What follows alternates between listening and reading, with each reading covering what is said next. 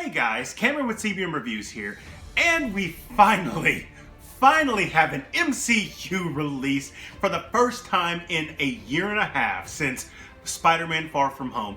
We have gotten something from the MCU this time, and not in the form of a movie, but in the form of a television show. This is WandaVision. I'm going to do something a little bit different than what I normally do. Normally I give like some sort of non-spoiler review, like my feelings on the show, and I try not to spoil anything, but this time I'm going to do something different. I'm going to talk about the shows that come out every single week, and I'm going to be giving out some possibly mild to major spoilers. Now, if you want to watch this, but you haven't watched WandaVision yet, and you don't want to be spoiled, click the watch later option and then come back after you've enjoyed the first two episodes. But for now, let's get on with the weirdness. I'm sure you're all familiar with the MCU characters Wanda Maximoff, Scarlet Witch, and Vision, both of them making their on-screen debuts in Avengers Age of Ultron. Paul Bettany is actually who plays Vision, has been in the MCU since the first movie, just as the voice of Jarvis. But those were the first times that we saw the characters. Something drastically has happened between the last time we saw these characters and now. Because the last time we saw Wanda, she was at the end of Avengers Endgame, pining the death of Vision. And the last time we saw Vision was on the last episode of Ambush Makeover, Thanos Edition.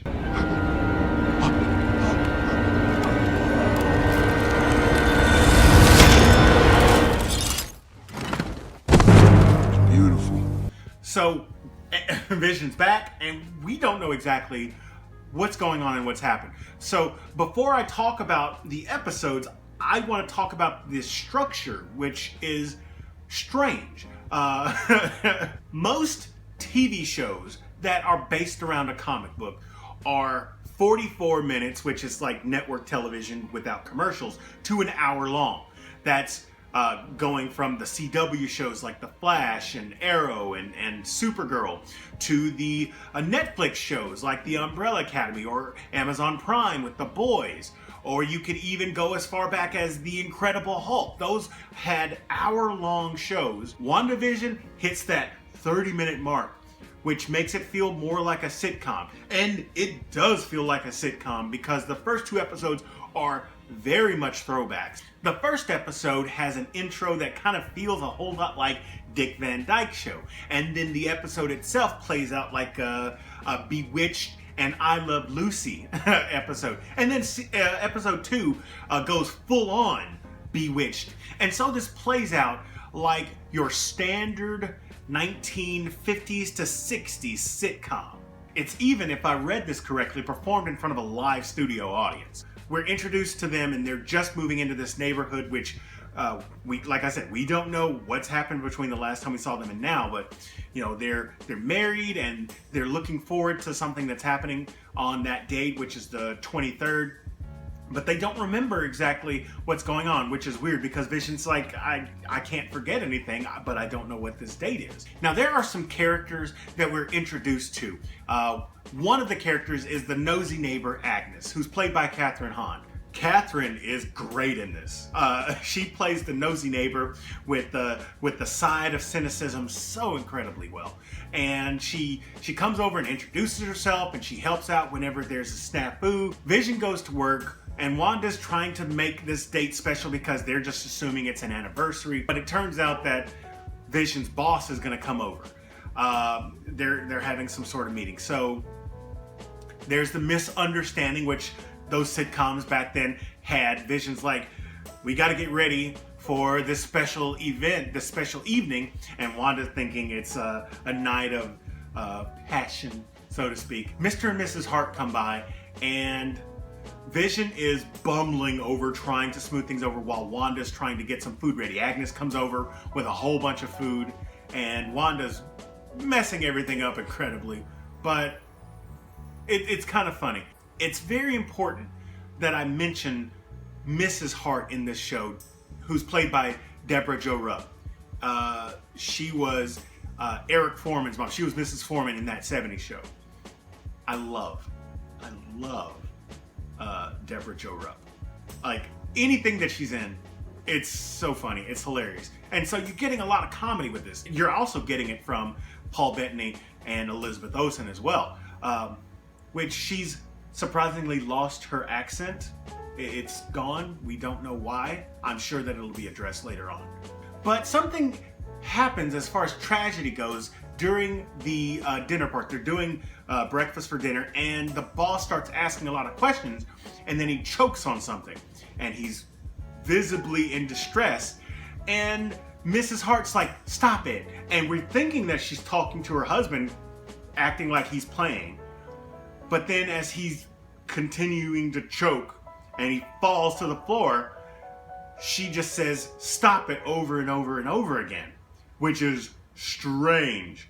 And then it doesn't look like she's talking to her husband. It's like she's talking to Wanda. Vision goes and faces the piece of food out of the throat, and then all of a sudden the boss is like, I had a great time. And we're just like, what? This took a strange turn.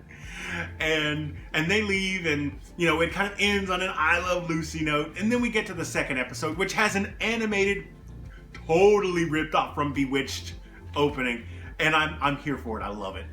And stuff is starting to happen in this episode, things that are somewhat unexplained. Like there's a booming sound, and they eventually find out that it's just a tree branch hitting the window, but I don't think it was. Anyway, in this episode, Vision and Wanda are trying to fit more into the community, trying to help out. So Vision decides he's going to go and go to the guys meeting, because it's like a neighborhood watch sort of thing. And Wanda's gonna go to Hilly Holbrook's house. What'd you say?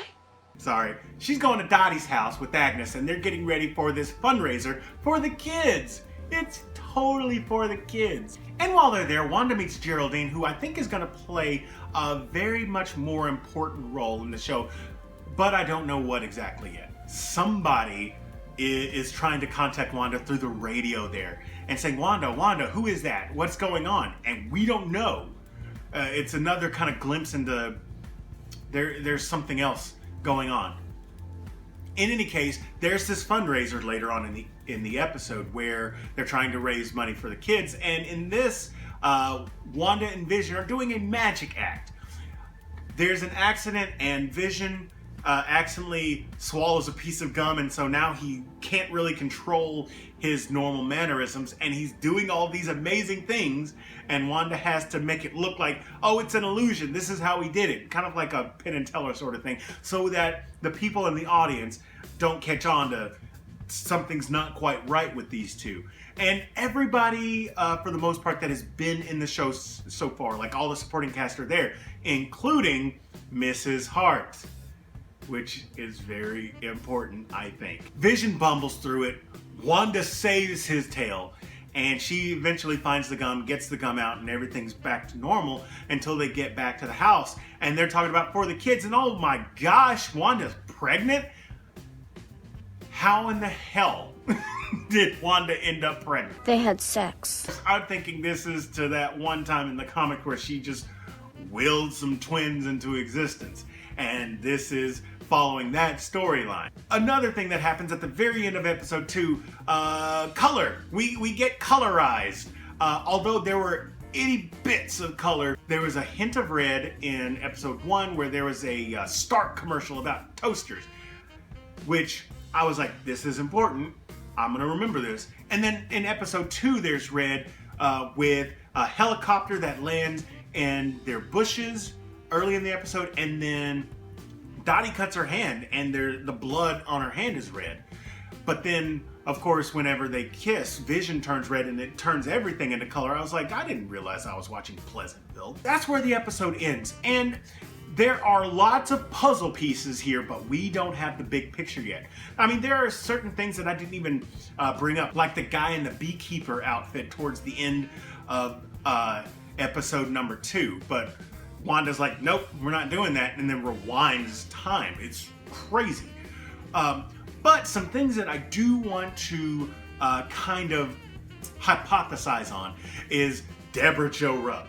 I think Deborah's Mrs. Hart is not really Mrs. Hart at all. I think she is Agatha Harkness, who is somebody who is kind of training Wanda in the comics. I think that's who she really is. There's going to be a lot more to be revealed in this show, and they're going to go through what looks to be like an anthology of old TV shows. I'm definitely looking forward to seeing what they're doing, if they're going to continue with that sitcom length, if they're going to continue with the sitcom, or at least time period sitcoms as far as the feels go. But that's kind of where I want to end things right now. So that's my recap of episodes 1 and 2 of WandaVision. Let me know what you guys thought about it in the comment section down below. If you enjoyed this video, hit that like button. If you're new here, subscribe to the channel and share this with your friends. As always, this is Kevin with CBM Reviews. We'll see you next time.